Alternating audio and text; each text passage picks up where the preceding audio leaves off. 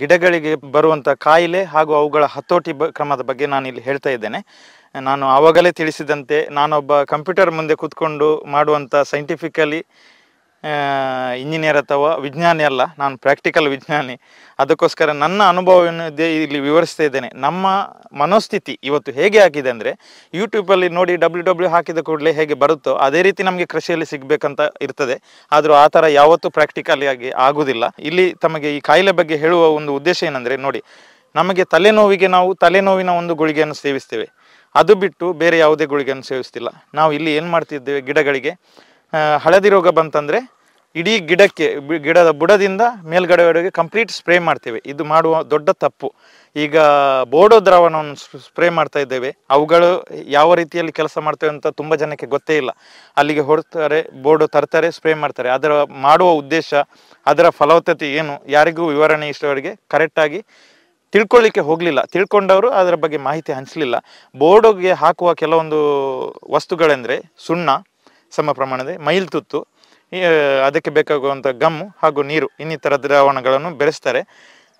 ಮೊದಲನೇ ಮೈಲ್ತುತ್ತು ಅತಿಯಾದ ವಿಷ ಪ್ರಮಾಣದ ವಸ್ತು.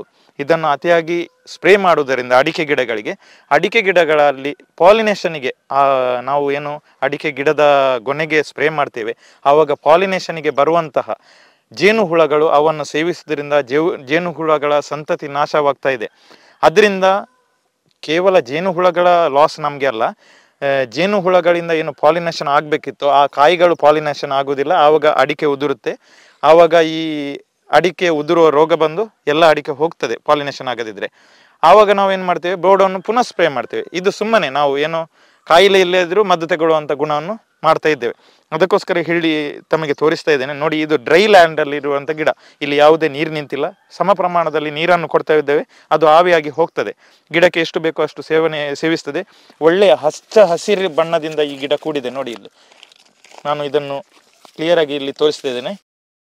ಹಾಗಾದರೆ ಕಾಯಿಲೆ ಬಂದಿರುವಂಥ ಗಿಡವನ್ನು ಇಲ್ಲೇ ತಮಗೆ ತೋರಿಸ್ತೇನೆ, ಬನ್ನಿ. ನೋಡಿ, ಇಲ್ಲಿ ತಗ್ಗು ಪ್ರದೇಶವಾಗಿರುವ ಕಾರಣದಿಂದ ಇಲ್ಲಿ ನೀರು ನಿಂತಿದೆ. ನೋಡಿ, ನೀರು ನಿಂತು ಈ ಗಿಡದ ಬುಡದಲ್ಲಿ ಅತಿಯಾದ ನೀರು ಶೇಖರಣೆಯಾಗಿ ಈ ಗಿಡ ನೋಡಿ ಕಂಪ್ಲೀಟಾಗಿ ಹಳದಿ ಬಣ್ಣದಿಂದ ಕೂಡಿದೆ. ಇಲ್ಲಿ ನೋಡಿ, ಕಂಪ್ಲೀಟಾಗಿ ಹಳದಿ ಬಣ್ಣದಿಂದ ಕೂಡಿದೆ ಈ ಗಿಡ. ಇದಕ್ಕೆ ಯಾವುದೇ ರೋಗ ತಗಲಿಲ್ಲ.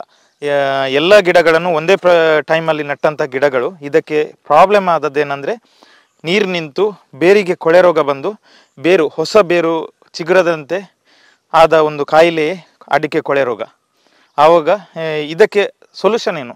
ಯಾವುದೇ ಬೋರ್ಡು ಸ್ಪ್ರೇ ಮಾಡಬೇಕಂತಿಲ್ಲ, ವಿವಿಧ ರೀತಿಯ ಕೆಮಿಕಲ್ಗಳನ್ನು ಹಾಕಬೇಕಂತಿಲ್ಲ. ಇದಕ್ಕೆ ಮಣ್ಣು ಹಾಕಿ, ಸಾಧಾರಣ ಮಣ್ಣು ಹಾಕಿ ಇದನ್ನು ಎತ್ತರಿಸುವುದು. ನೀರು ಬುಡದಲ್ಲಿ ನಿಲ್ಲದಂತೆ 3 ಅಡಿಗೆ ಅಂತರದಲ್ಲಿ ಬುಡಗಳಿಗೆ ನೀರು ನಿಲ್ಲದಂತೆ ನೋಡುವುದು, ಬಸಿ ಕಾಲುವೆಗಳನ್ನು ಮಾಡುವುದು. ಹಾಗೂ ಇದಕ್ಕೆ ಉತ್ತಮ ರೀತಿಯ, ಆವಾಗಲೇ ನಾನು ತೋರಿಸಿದೆ, ಅಂಥ ಗೊಬ್ಬರಗಳನ್ನು ಕೊಡುವುದು. ಆವಾಗ ಈ ಗಿಡ 100% ಡೆವಲಪ್ಮೆಂಟ್ ಆಗ್ತದೆ.